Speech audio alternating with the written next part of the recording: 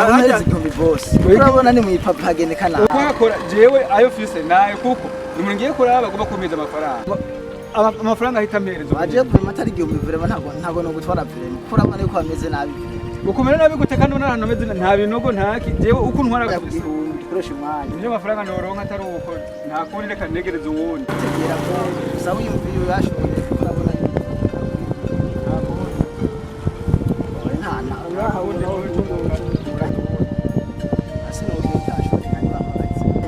Umukora none ko bariko rarenga.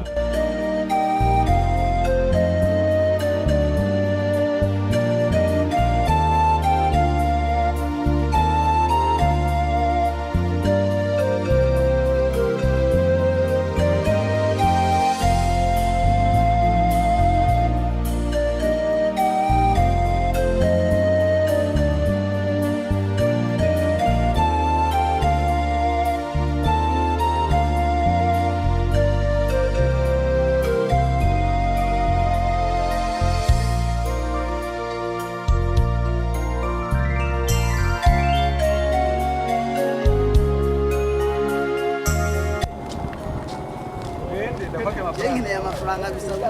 Tugenera kwaki. Wano ukeneye amahera. Yengeneye amafaranga ariko ndabona ikujyana ntabahera. Wewe aho sina abantu we tugenda kwakira amahera.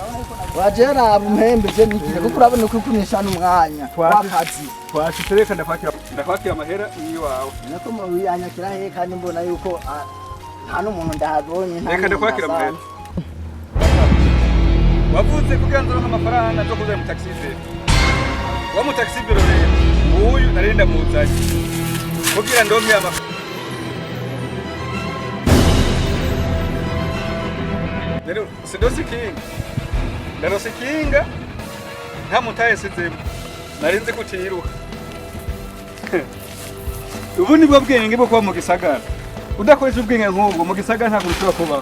Reka rero nanje narigendere. Reka nyimira ko ngurama amafaranga ntabwo amafaranga asiki. Ajya guturaba. Sawa. Nagahino.